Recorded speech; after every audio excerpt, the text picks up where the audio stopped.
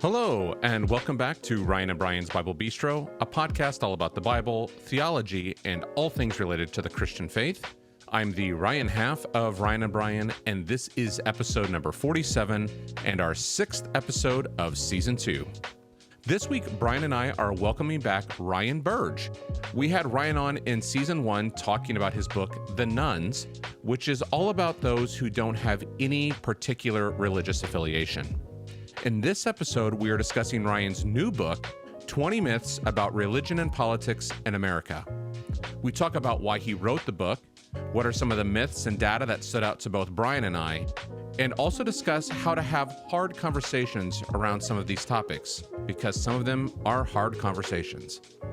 Before we get started, just a quick reminder that you can find us at thebiblebistro.com, on Instagram and Facebook at The Bible Bistro, and on YouTube at Ryan and Brian's Bible Bistro. We have also set up a Patreon account, so if you're enjoying the podcast and would like to support our continued work, you can do that. You can find a link for that in the show notes, but also by going to the website, thebiblebistro.com, and clicking on the link at the top. If you can't financially support us, you could also support the Bistro by simply sharing the podcast with others. That helps as well. All right, let's jump right into our conversation with Ryan Burge. Hey, Brian, welcome back to the Bistro. Hey, Ryan, good to see you. I'm here from, the ever mobile Bistro. I'm in a new setting today, so yes. Well, we're glad that you can make it, and you're braving the snow right now, right? Or ice on the window. So far it's ice, snow later, but you may even hear it hitting the window a little bit later on. So good times. February. It's coming. So. Yes. Well, today is a special day in the Bistro. Yeah. We are welcoming back our first ever guest that we had on the Bistro, and that is Ryan Burge. Welcome, Ryan. Hello, Ryan Sarver. How are you? I'm well, Ryan Burge. Ryan. Yes. Right. So Ryan, like myself, is from an area, South Central Illinois, not Kentucky, but close, but not. And Brian is the author of the book, The Nuns, which we talked about in the first podcast. And now you've got a new book coming out, Ryan. Can you tell us a little bit about that? Yeah, it's called 20 Myths About Religion and Politics in America. And it ships, well, it's actually already shipping, but it technically releases on March 1st of 2022. It's 20 little self-contained chapters about little things that people believe about religion or religion and politics that are just, frankly, not true, factually, if you look at the data. And it's kind of wrapped in this whole package of you can read one chapter individually or you can read all of them. You don't have to read them in order. You can read them out of order. You can pick it up. You can put it down. I mean, every chapter probably takes 15 minutes to read and you can learn something. So it's kind of like a perfect coffee table book in that way. Yeah, very cool. So why did you so you've done The Nuns where you talked about that there are people that were not affiliated. Who were the people that were not religiously affiliated? So you kind of set the stage for that, and now we've got the 20 myths. Why did you decide to write 20 myths? Like, what's your goal for this book? My goal for this book is to be able to point to people when they yell at me online and say things that are untrue and go, look, it's right there. Chapter 7 of the myth says that what you're saying right now is not true. Actually, it really did. Like a big genesis of it for me was just being very online, in quotation marks, right? I'm very online. You get people saying things to you online that are just ridiculous and based in sort of half-truths or whole myths or just wholesale. And I always wonder, like, where they come from, right? Where these ideas emerge from. That's another story entirely. I think sometimes it's nefarious people trying to push a narrative, but sometimes I think it's just laziness. You read a headline, but you don't read the article, so you never really dig into like what we're trying to say here. So I really wanted to put a marker down and say, here's 20 things that you believe about the world that are probably false, or at least not as true as you think they are, or a lot more nuanced than you think they are. Right. And so hopefully people can, kind of take a different piece of it. And even like I wrote it for like, let's say even a Sunday school class might find it interesting to use, or like an undergraduate, like a religion and politics class, an undergraduate. So it's really meant for, the general audience, just like The Nuns was. Yeah, I recommended your other book to several church leaders. I think it's important and I think this one's very important for church leaders as well. You're not always going to agree necessarily with it, but the thing is, you're setting out the data in a way that's kind of hard to argue with, to a certain extent as well.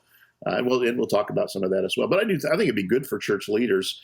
Here's one question I had for you: is if you could tell church leaders one thing about statistics or how we approach them, what would you say about that? Because that's your area, and that's what I kept noticing in these chapters is you kept coming back and saying, well, look, this idea of how statistics work and statistical power, but it's difficult for most people to understand, I think.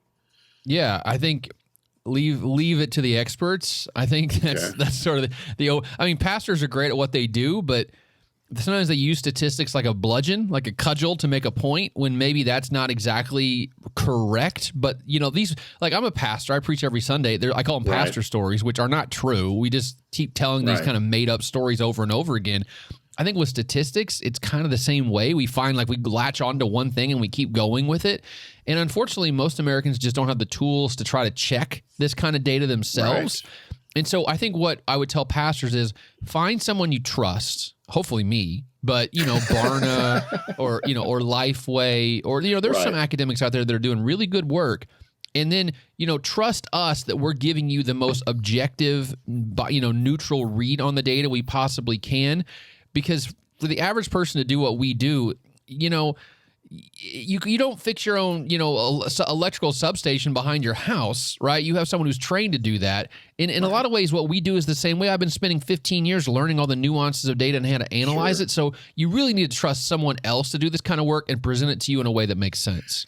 Let me push back on that just a little bit, though, because I mean, what you're dealing with in this book is myths, right? You're saying these are the kind of the common misunderstandings that are out there, which are like I said, promulgated by experts, sometimes maybe from nefarious means or just other means. So when you're saying find somebody to trust, I mean, how am I to know? Like, how am I to know, what, because these are myths that you put up, I guess is what I'm trying to say. So, yeah, I would say ask yourself who benefits from that number, right? Okay. Like who is benefiting from that statistic, whether it be materially, financially, in church attendance wise, or trying to sell books. As a guy who's trying to sell books, it's funny that I'm saying this.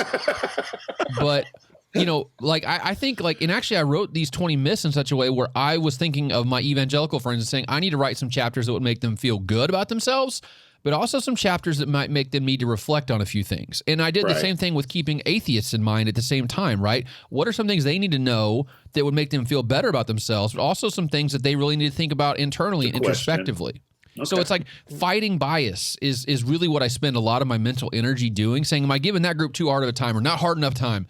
And that's what makes it really, really hard because I'm an academic, so I get paid regardless of who I make mad or happy or vice versa.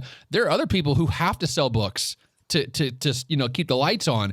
I think that puts you in a different situation. You have to be more biased in that situation because your financial livelihood depends on you making one group happy and selling a book to a certain group. I don't really care about that. I'm still getting paid from EIU whether I write books or not. So for me, I'm trying my best to just be as biased and neutral as I possibly can. Unbiased and neutral as I possibly can. It's the slip. Now we know. Slip there. No. Yeah. Okay. So let me share a couple of these myths. So if someone, no one's going to be able to read this right in front of us, but if evangelicalism is in decline, researchers are biased towards Christians, college leads young people away from religion. Like there's some really interesting myths on there. So and I know you kind of alluded to this, but like why these myths? Like what do you think is the importance of tackling these myths at this time? Yeah, so I think for a lot of them, it was just stuff I saw come up over and over and over again, right? The evangelicalism in decline was actually the very first myth I wrote because that's something I see just bouncing around all the time, is especially a lot of people who are liberals, political liberals, or atheists or agnostics want to say, like, the end of religion is near. And I kind of want to add a nuance to that and say, yeah, the nuns are rising. Obviously, the first book makes that kind of clear. But, evangelicalism is not losing because the nuns are going up. It's actually the moderate religious people that are the ones who are fleeing religion and going to becoming nuns. Evangelicalism, I argue in the book, is actually as strong today as it was 12 years ago. Right. Yeah, I thought it was a really good chapter and interesting the way you put it, because you hear that narrative out there quite a bit. I wanted to ask you something, and this is only marginally related. This has been going on for a long time, the idea of what do we mean when we say evangelical? I mean, even when I was a college seminary student, I can remember these discussions. So that's been 110 years ago. But how would you define evangelical, and how do you think that idea is changing? So, interestingly enough, I've been invited to do a debate in Washington, D.C. at the end of March. about this question of what is an evangelical. And you got to understand, I'm a social scientist first, right? So I approach the world as a social scientist was. I'm not a theologian. I don't play one on TV. I don't act like I want to have very little Bible training. So for me, it's a social construct. Right. I think primarily, especially if you look at the data too, I think it's becoming increasingly clear that evangelicalism is drawing people in who are not theologically evangelical, right? Who do not believe in crucicentrism, who do not believe in conversionism, who are people who say, I'm an evangelical because I'm a white conservative Republican. Right? And even though I don't go to church, I don't care, because for them, evangelicalism is not about church. It's about what that identity means in social space, which means I'm the kind of person who would be an evangelical. So therefore, I am an evangelical. So for me, it's a self-identification question. Are you evangelical Christian or not? And if you say yes, I'm not going to come in and say, no, you're not. Like, you know what I mean? You pick what you are. Like Maya Angelou said, when people tell you who they are, believe them. Right. So I'm a big believer in, like, those are not errors on surveys. Those are people picking that word because they like the attachment to it. And so, there's this idea that, like, evangelicalism has become toxic. And in some ways, I think it has for a lot of, like, liberal people, especially in religiously unaffiliated people. But for a lot of people, it's actually become very attractive for the reason it's become toxic to other people. They're being drawn to it because of the conservatism and the republicanism and even the Trumpism and all the things that go along with that. So for every person that pushed away, I actually think it drew in the same number of people back. So that's why it stayed around a third of the population today says they're evangelical. So you're saying that the definition is changing significantly. That's very helpful to me, because, I guess what I'm seeing is the people who theologically would have in the past, I think, identified as evangelical now almost saying, I don't want that. I don't want to be associated with that term. I mean, to a certain extent, I see some of that. Here's a stat for you. Ready? 40% of self-described evangelicals go to church less than once a year. Wow. 40%. 40%. It was 28% in 2008. It's 40% today.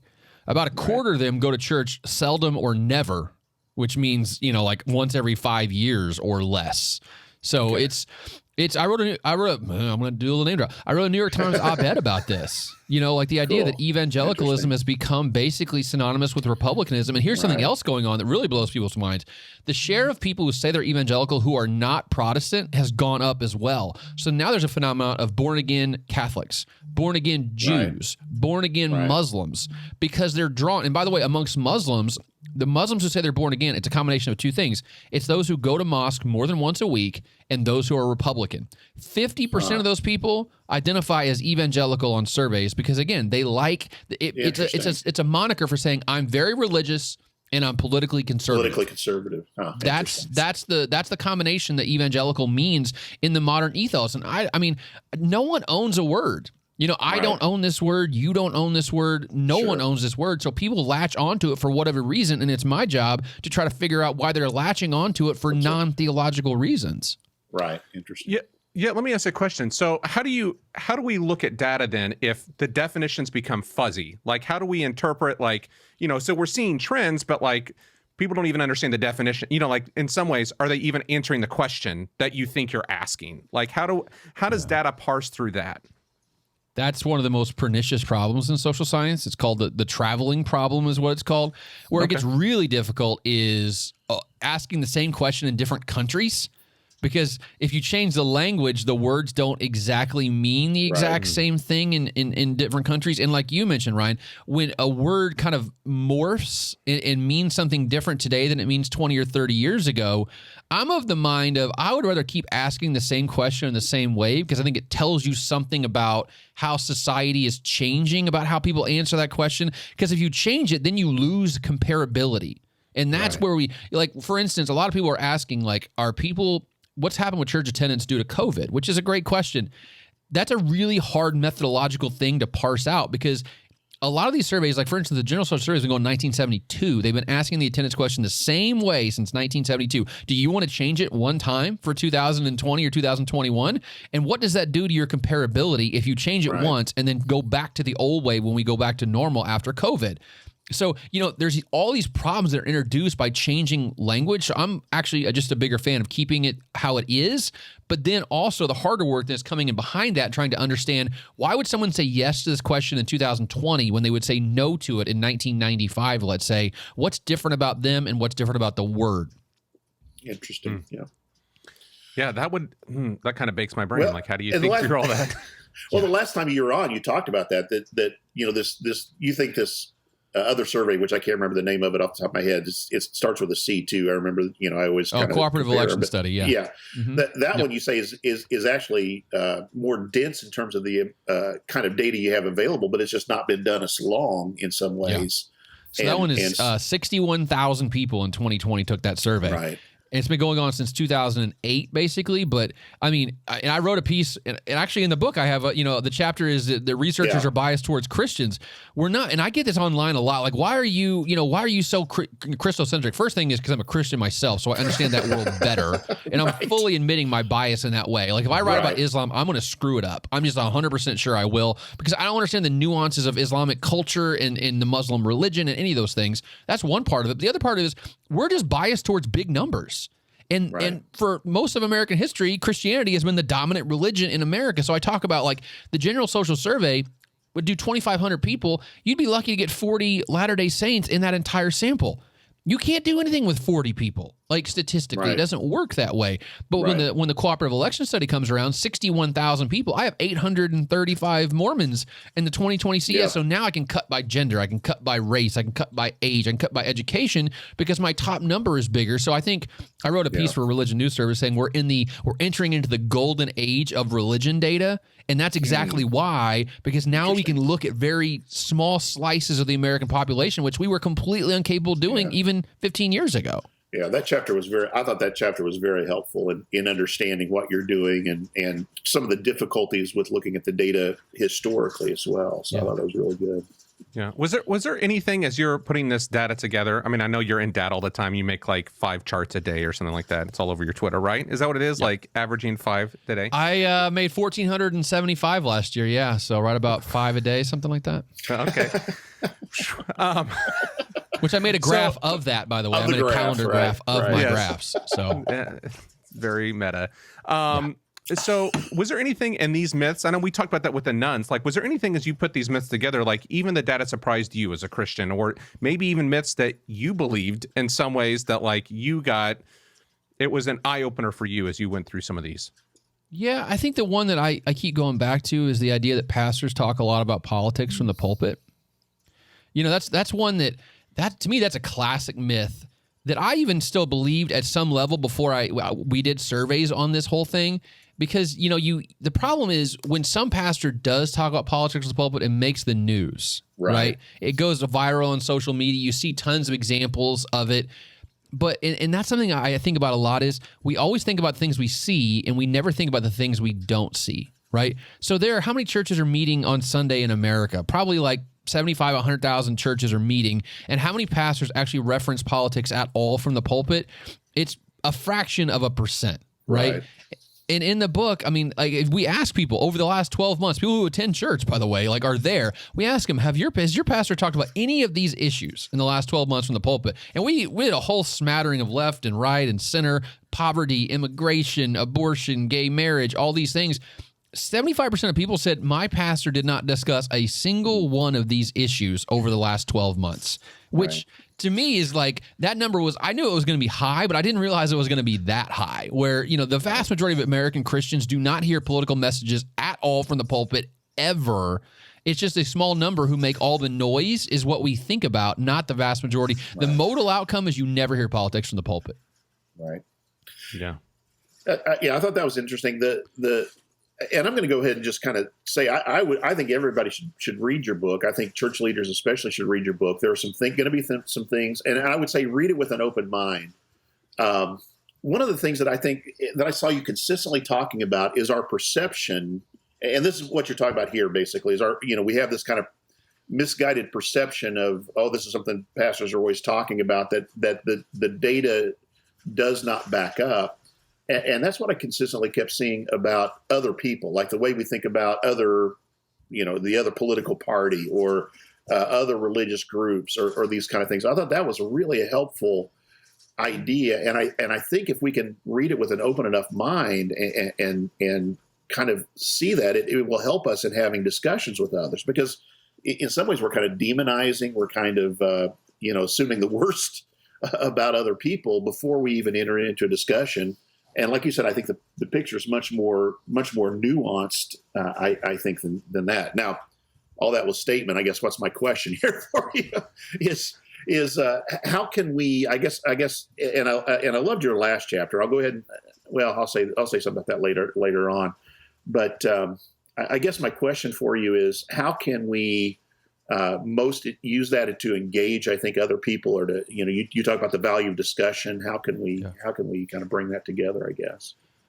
I think it's genuinely be curious and open to other people, right? I think the problem with evangelicalism that I grew up with was when you got into a religious discussion with someone else, you almost had a script, like a rebuttal book in your head. Right. Of, if they say this, then you say that. And if I say this, then they're going to say that. And here's how to refute this thing. And here's the evidence for that thing. I think there's a huge difference between discussing to discuss and understand versus discussing versus to try to persuade someone. And I think the problem with the way that evangelicalism is always taught about religion is that doesn't just infect the way we think about religious discussion. It also changes the way we think about every discussion in our lives, where our goal is always trying to persuade the other person to our viewpoint. And I think that's actually kind of a terrible way to go about debate in the 21st century. It should be discussing to try to understand the other person's position and really trying to understand it, right? Like really putting yourself in their position and saying, I don't see it that way, but I understand why you see it that way. And I'm thinking more about it now because I'm seeing it from your perspective. Right. Like that is such a valuable way to think about discussion. The old seek first to understand and then be understood, instead of the other way around. Exactly. Make sure you understand my viewpoint, instead seek to understand first. And the other thing is, don't assume the worst about people. Right. Like I think that's something that I'm really angry about recently is people assume they start a discussion by thinking the worst about the other person.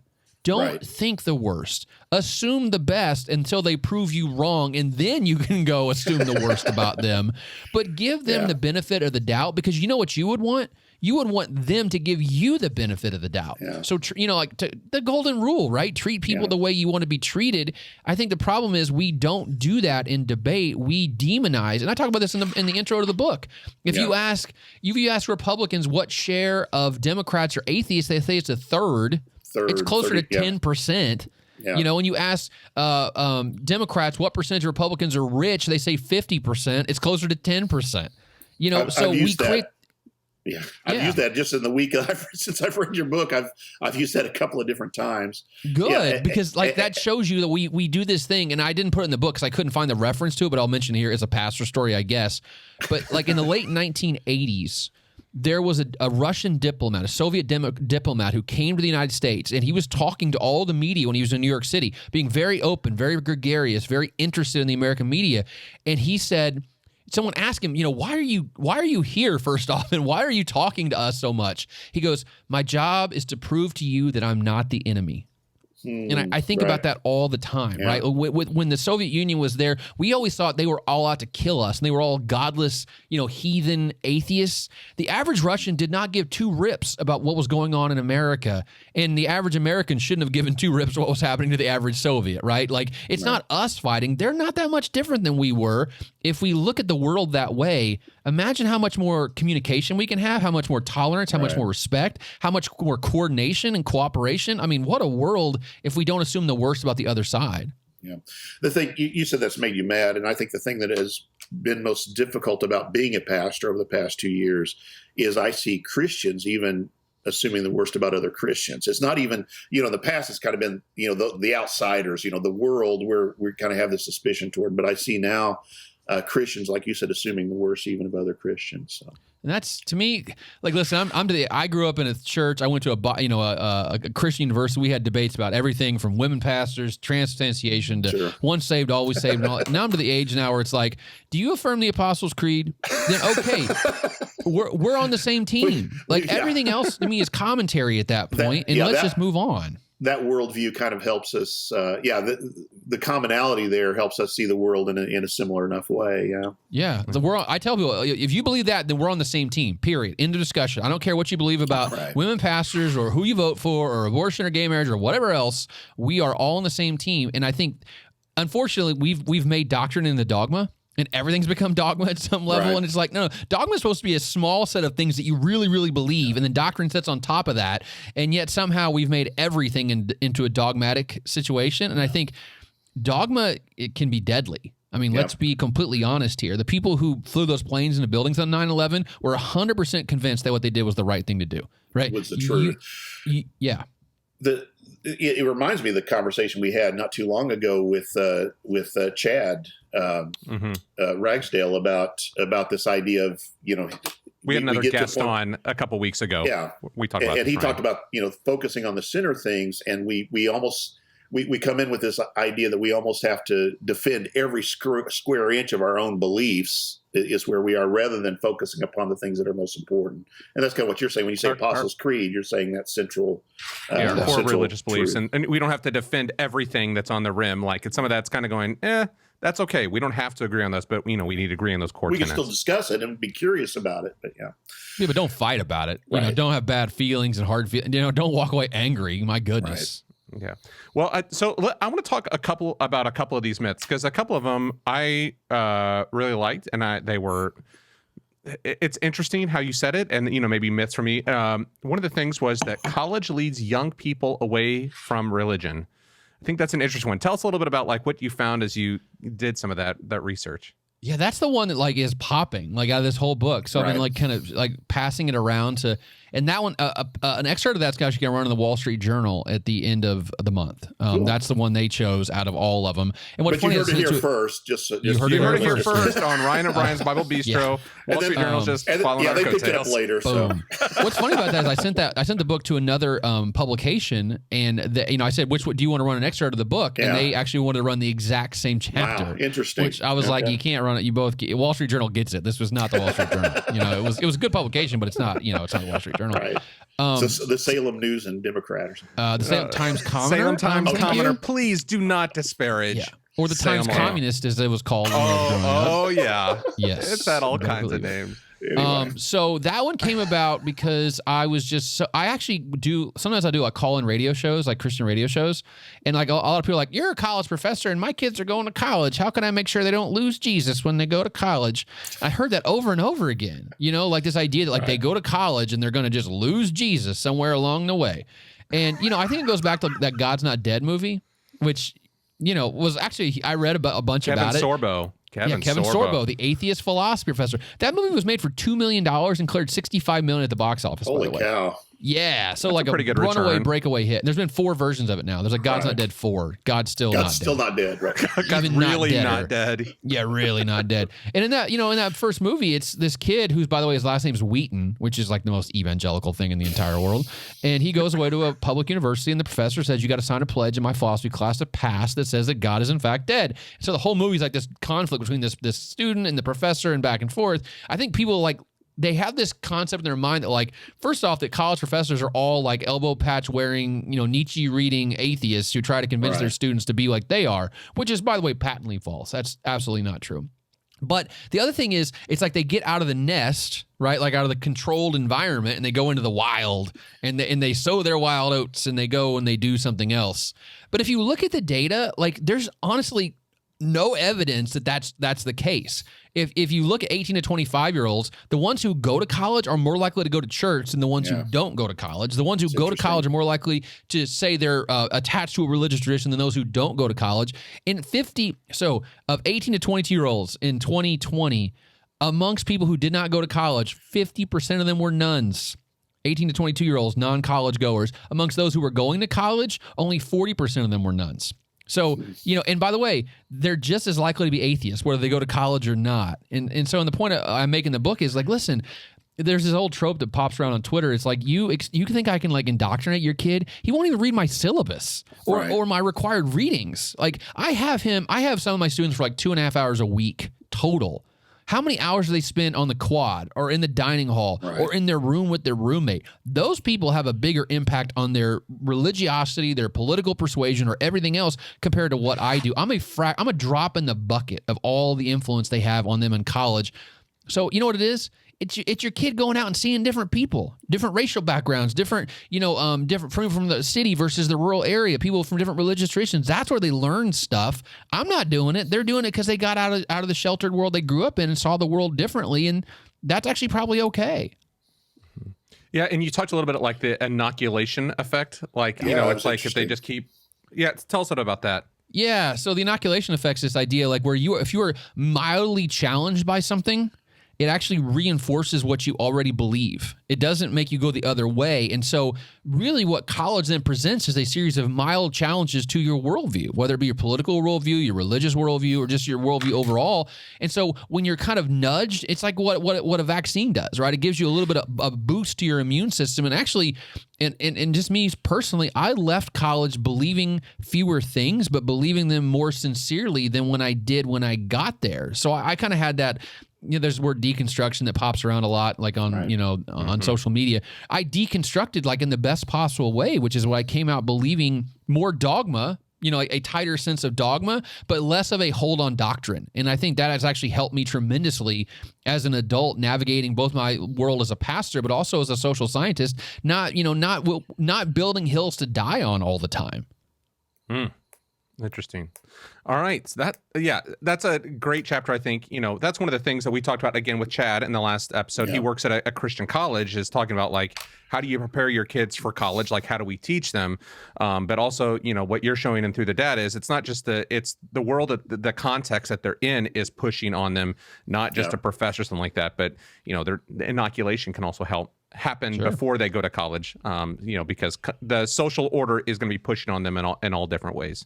Mm-hmm. All right, so I got another one, because this kind of strikes at Brian and I a little bit, is that non-denominational Christians are rare. So we come from a non-denominational background. Talked a little bit about that. We were old school. We were non-denominational before it was cool. Before it was cool, before it was like a thing. We're a non-denomination without a hierarchy. Well, anyway. We're a group anyway. Yeah, we're something. All right, yeah. So talk to us a little bit there.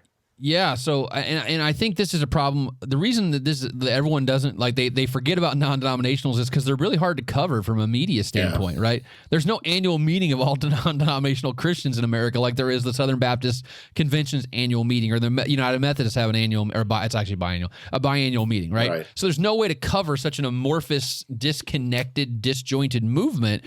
So in 1972, about 3% of all Protestants were non-denominational, and now it's about 25% of all Protestants are non-denominational. If you look over the last 12 years, the only Protestant tradition in America that's growing is non-denominational. Like, there are fewer Baptists today than there were 10 years ago, fewer Methodists, fewer Presbyterians, fewer Lutherans, fewer Episcopalians. The only tradition that's bigger today than it was 10 years ago is non-denominational. And actually, to kind of tie into what we talked about, evangelicalism is not in decline. I actually think the reason that evangelicalism is not in decline is because non-denominationals have sort of filled in the gap that have been left by, like, the SBC has lost 2.1 million members over the last 15 years. Where are they going? By and large, they're going to non-denominational churches. Some of the congregations that are withdrawing from the SBC and being independent congregations now, for example, just as an example there. Yeah. Yes. So what do you I'm sure there's no way in the data to see, like, are those going from SBC to non-denominational? There's no way to like track like individually. No, I can track. I have data. Yeah. That's where. Yeah. The lion's share, when people leave evangelical, like leave their denomination in evangelicalism, they almost always stay inside the evangelical camp. They hardly ever jump the fence and become like an Episcopalian or like an ELCA Lutheran or someone like that. The vast majority of them, the jump is slight. Like you're not jumping from like like a Southern Baptist church to like a very liberal United Church of Christ. You're going to a non-denom. And actually, theologically, if you compare Southern Baptist to non-denominationals, they're almost exactly the same. On things like view of the Bible and church attendance. And actually, interestingly enough, non-denominationals actually attend church more frequently now than non-denominationals did 40 years ago. So you're really getting like a very core committed group of people.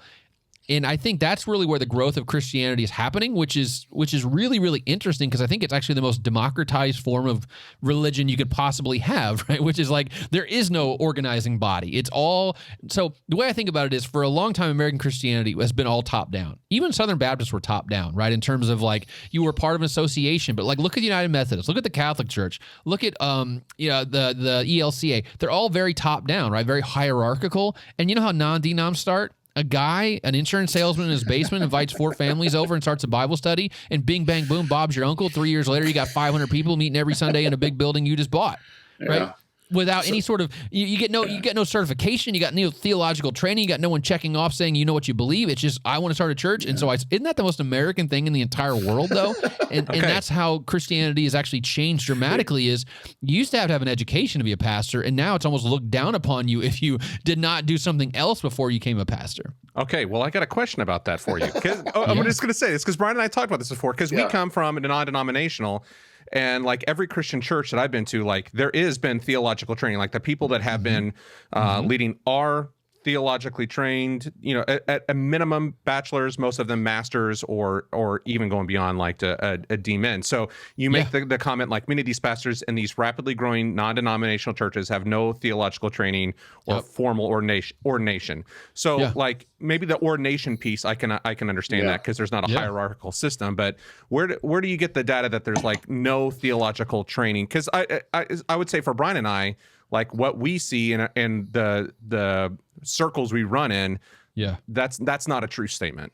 Right. Yeah, so I think there's the problem with non-denoms is it's hard to track them because they're all over the place. Right. There's no like organizational structure for me to like tap into and say, can I interview your pastors kind of thing? But I'm thinking a lot about like, so there's this really interesting phenomenon, which I'm sure you guys are aware of, but I don't know if the listeners are. Like there's church planting networks now. Yeah. Oh yeah. Right? Like Acts 29, ARC, Association of Related Churches is one, and the other one's called Sin Network, which is really attached to the SBC, but they act like they're non-denominational. It's weird. Right. They're like, we're Southern Baptists, but you're never going to know that because we're not going to put it on any of our literature. And in those cases, they actually, whenever they decide to call a pastor to be a planter, theological education is not the thing that they care about more than anything else. They care about, what their background is and what their honestly, what I've read a lot is what their wife does. Like their wife, if your wife is not on board with what you do, they will automatically disqualify you from planting one of these churches. And you know what? I think it's actually a really interesting model because it's almost like a startup model. Right? Where it's like, we're going to give you money for the first 2 or 3 years. Yeah. And then after that, you're on your own, bucko. You better raise your own funds because we're not going to fund you anymore. And then if you do make enough money, then you have to give a certain percentage back to the church planting network. And so it's almost like I don't want to use the word MLM, but in some ways it is like an MLM because like the money comes in, the money goes out. The money comes in, you know what I mean? So like it gets all moved around. And they've actually been really successful, but they don't. Theological education is not a prerequisite to plant a church with I know with ARC for a fact, and with Acts 29, it's kind of, sometimes it is, sometimes it isn't. Well, here, I'll say a couple of things. I mean, because we have lots of friends and even family members who would be a part of those church planting networks. I mean, both Ryan and I, and we've seen, tons of the people we went to school with have been involved in these, and even some of them are leaders in some of these other networks that maybe are smaller than the ones that you're seeing. But I would just say, I wonder, it's almost like what you were talking about earlier, the media bias. I think when it comes to pastors, talk about politics in the pulpit, I think sometimes the ones that are very publicized are those huge blow-ups that happen because somebody's basically going out there and making huge heretical statements or something like that. They're the ones who get the publicity. But then the other thing is I think you're saying formal. I wonder if there's a way to distinguish formal theological education and theological education takes place within the congregation. Now, I'm a real fan of formal theological education. You probably don't even know this, but one of the things that I've done, Ryan, is worked together with a missions organization to start a theological training school in another country because when you only have education taking place within the congregations, then it can become diluted over a period of time. But there is a way to, I think, refresh that with bringing in instructors and that kind of thing. And I think some of these that you're talking about, they may not have an MDiv, but they may have received some kind of formal training, not necessarily through a seminary. I think just something for you to think about as you think through this. Just kind of no, I'm actually writing a book on that. non-denominationals. Cool. Well, if I ever get around to it. Come and interview us then. Oh man. Yeah. You know what? Are you saying you want to be back on here again? That's what you're trying to say. What you're trying to say is you want to be back on our podcast again. Well, that book's like way in the process. Like that's a whole deal. Like that book's fun because we scraped the names of all the churches on the ARC website and like looked for like what kind of like less than 10% of them use the word church in their name. It's always like, and we try to look for like commonalities. Like the ones, by the way, the places where they're most Christian, they're more likely to use church in their name. The places where they're least Christian, they're less likely to use church in their name. But like words like river bend or river tree or like the hills or like that's what you see a lot now is naming. Yeah. So like there's a chapter on names and places. So we're trying to make it not just survey data, like other stuff too. For a while it was directional. There was North Point and Southwest, and that was but you're right. I mean, you can see these trends, and then there's a trend where there's just a single word too. Like arise. You're right. The journey. Can you do statistics on haircuts of these church planners? Because I think you're going to see there's some commonalities that might pop up, or what they're. I think skinny you mentioned jeans, I think you mentioned the Twitter, the pastors and sneakers maybe last time you were on too. But preachers and sneakers, man. This guy's got to wear like $1,000 pair of Nikes to prove their worth or something. It's weird.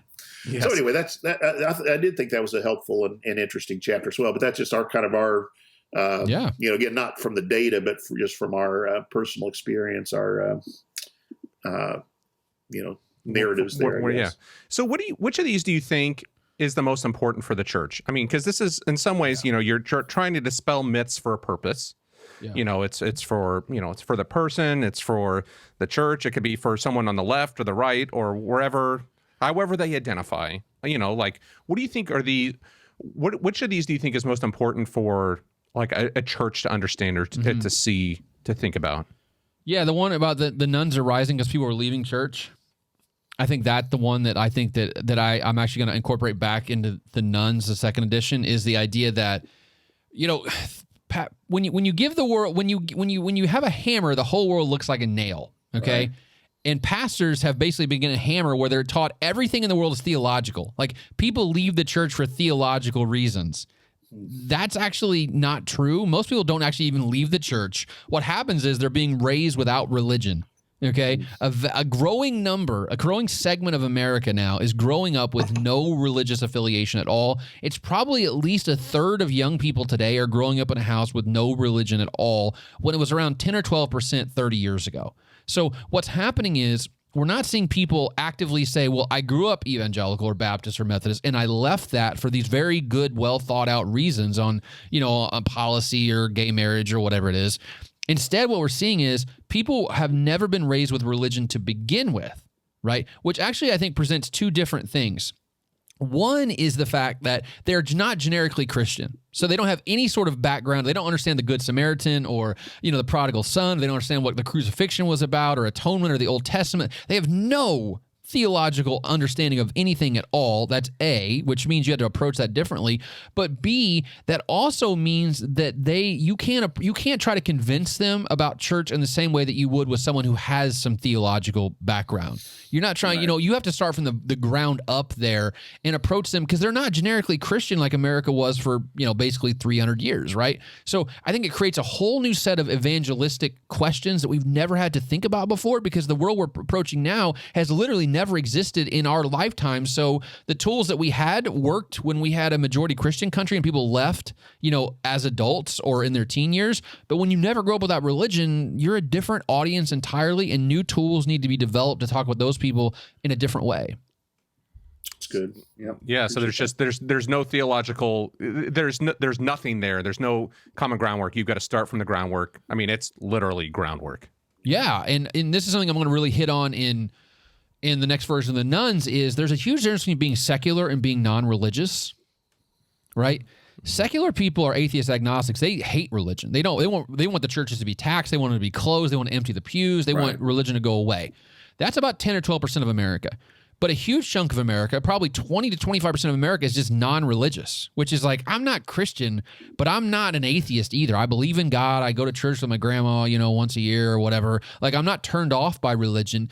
And the way that we think about that is, I think a lot of evangelical pastors especially say that all nuns are secular, when really most nuns are non-religious, and that non-religious category is really the growing category in American life, and they're willing to be persuaded either way, which creates a huge, incentive and a huge mission field, to use an evangelical term, for that group of people. Right. That's good.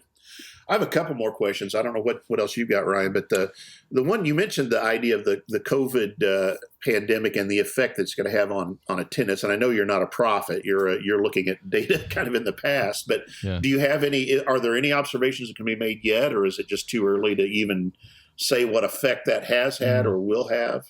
So here's what makes it almost impossible. Well, we might never figure this out, by the way. And I think this is not an answer that no one, but this is like, remember we talked about like how I'm a professional, so I think about these questions all the time. So let's say that I look at data from, like late in 2019, so right before the pandemic, and then let's say again in, late this year, when the pandemic is basically over for all intents and purposes, right? Let's say I say that weekly attendance has dropped 4% between 2019 and 2022. Right. What percentage of that can I chalk up to COVID? And what percentage can I chalk up to the fact that every day in America, old people are dying and are being replaced by people who are younger and who are less religious? And so, in the nuns category kind of thing. Yeah, exactly right. So like you consider the fact that 71% of people who are dying are Protestant or Catholic and are being replaced by 35% of people who are Protestant or Catholic. Right. You're going to see a natural switching over generational replacement over time. So how do I figure out what is due to COVID specifically and what is just natural progression of society shifting over time? So I think the sad answer is, and this is the answer that no pastor wants, we'll never be able to parse exactly what the impact of COVID was, because it happened in a stream of other things that were happening. And it might deviate, like maybe the trend line turns up a little bit or down a little bit depending on your perspective. But how do I isolate what was this and what was that? We'll never get there. Okay. Are there social science studies I'm sure there are being done on this, I suppose, and trying to parse it out? Yes. There's a huge one out of Hartford, Hartford Seminary. They got like a $6 million Lilly grant to do analysis of just congregations and how they're dealing with COVID.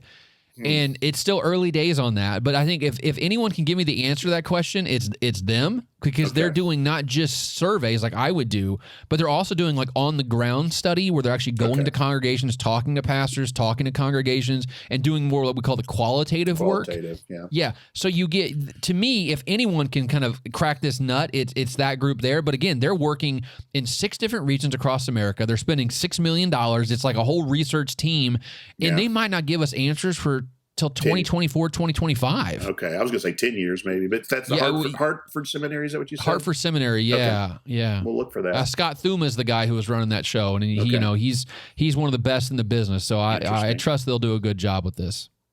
Well, here's my last question then, is for me anyway, is I really loved your conclusion. And I kept thinking as I read it, and there's a powerful story I don't even want to tell because I want the reader to experience it. I want them to pick up your book, read it. But I read this story and you kind of summarized it, and you gave some really good insight, I think, into how to have good conversations. And especially you talked about having a certain amount of epistemological humility, and a certain amount of humility when it comes to having these kind of discussions, which I think is a necessary thing. But I kept thinking, I almost wish that was in the introduction rather than conclusion. I almost wish that you had started with that. Because as you read through these chapters, you're hitting at some pretty sacred cows, and you're hitting us with things that are making us really think. And so I guess here's my statement: is I'll say I really hope people pick up your book and read it with an open mind. But that, for me, that conclusion really kind of helped me to think about this. And you talked a little bit about how to have these discussions, but you mentioned, what is it, 3 things there in that last chapter you say that we should do to have good discussions.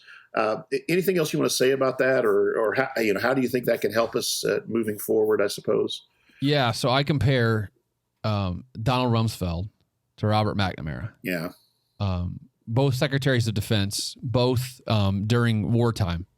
Rumsfeld during Iraq, and McNamara during the Vietnam conflict. And, I think both, we can admit, I think objectively we can say both were disasters from a foreign policy perspective, from the loss of life perspective, not just American soldiers, but also innocent civilians in both countries.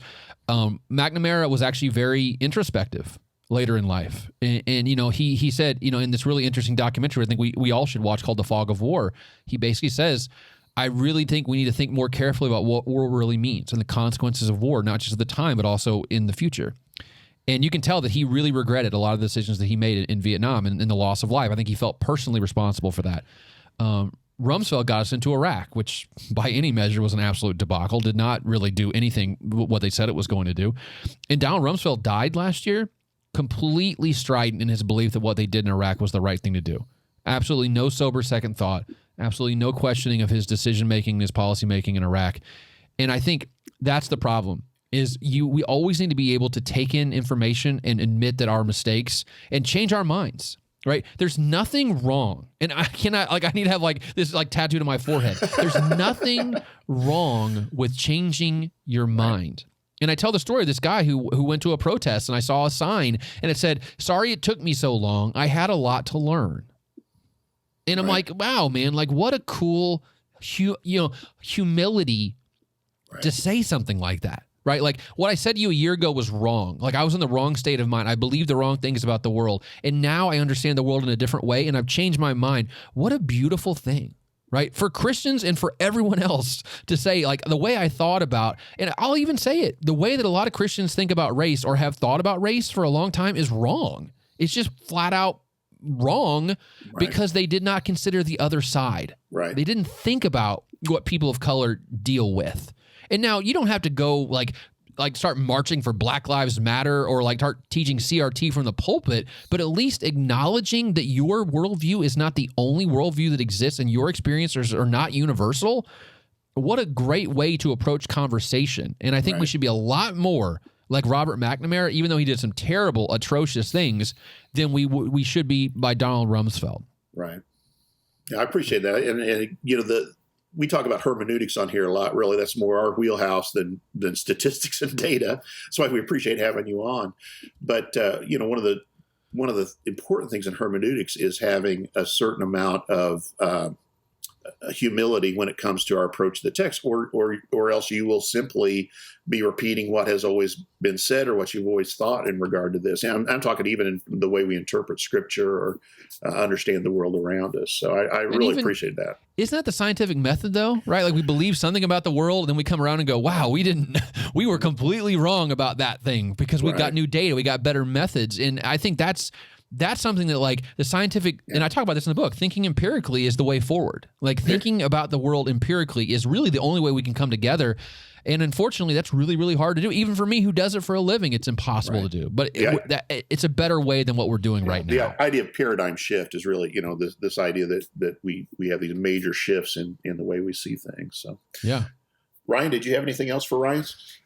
I don't think so. I guess, let me ask you this. What do you think, though, and I'm kind of wrapping this up, what are the limits? We talk about empiricism moving to an empirical, but what are the limits of it? Because at some point, that there is, even the questions we ask come from a certain context. You know what I mean? In some of the things you say, well, someone has to, they only get these 4 options, but I have some skepticism, not about your data, but just how do you ask who made these questions, and if you'd asked this question differently this way, your data would have looked different. Well, you even cite how to lie with statistics. You cite this classic book from the 50s. So what are the limits of it? And is there as we get to empiricism, I think that's one of the things that Brian and I have talked about is there's statistics that are thrown out there, but boy, if you cut them a different way, it tells a very different story. So how do we get to that root objectiveness of it all?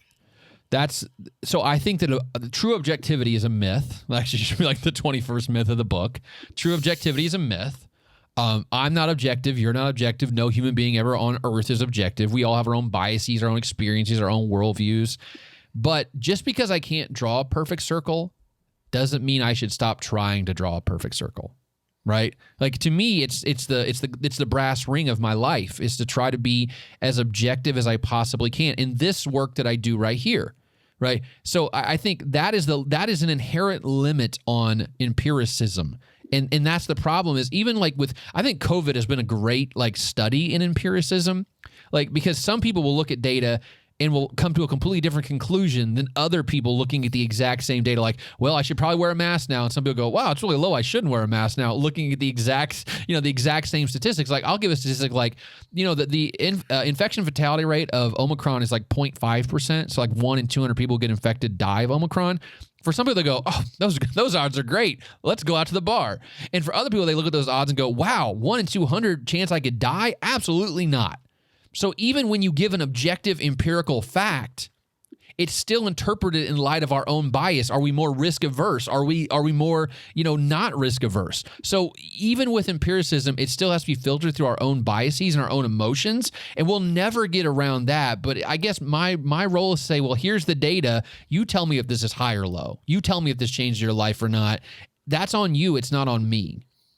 Okay, so there's still a certain amount of interpretation that comes with this. And, It has to be, right? Mm-hmm. Yeah, excellent.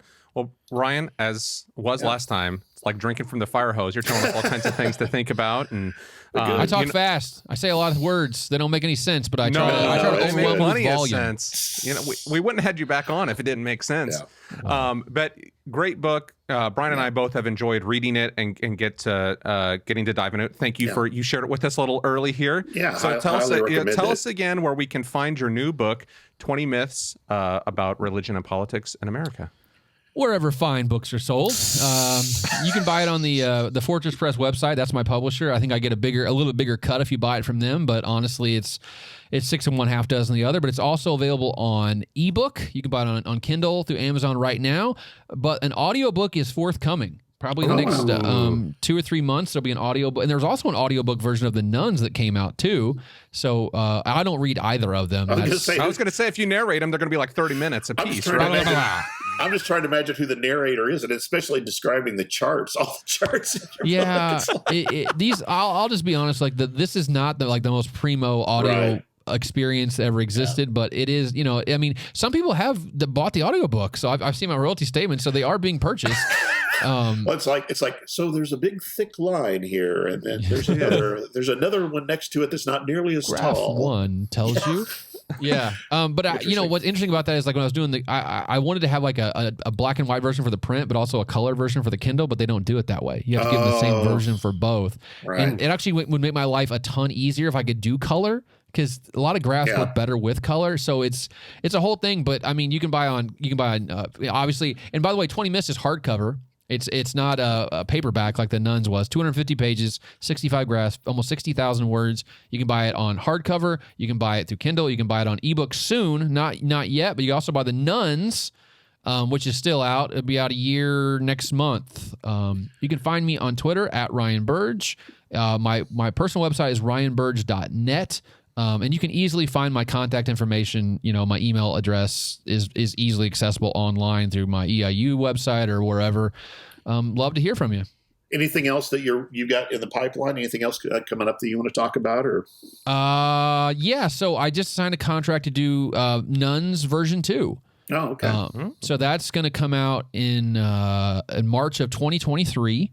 It's going to be like a revised and expanded edition of The Nuns. I'm adding probably at least 50 or 60 pages of more content to that book, updating all the graphs from 2018 all the way to 2021, so adding 3 more years of data on top of that. And I'm going to add a chapter specifically on COVID and what COVID did to the American church and American religion, and just kind of just making that book more full. And that's coming out in March. And I'm also just signed on to take over the authorship of the best-selling religion and politics textbook in America. It's called Religion and Politics in America. Wow. It's in the 8th edition right now, and the 9th edition will come out next spring as well. So that's like a textbook, but it's actually going to be written where the average person can probably learn a ton by reading it. It's just more dense than like what I would write typically. So that's coming out next spring as well.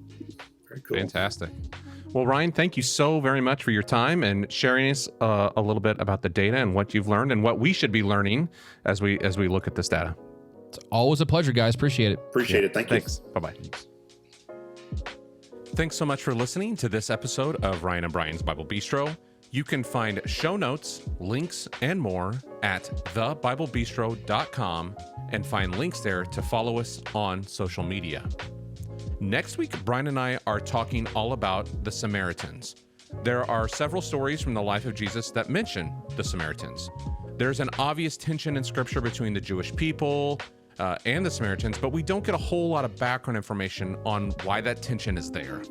In next week's episode, Brian and I look at the historical background of the Samaritans and why Jesus' interactions with the Samaritan woman at the well and the story of the Good Samaritan were so powerful and important.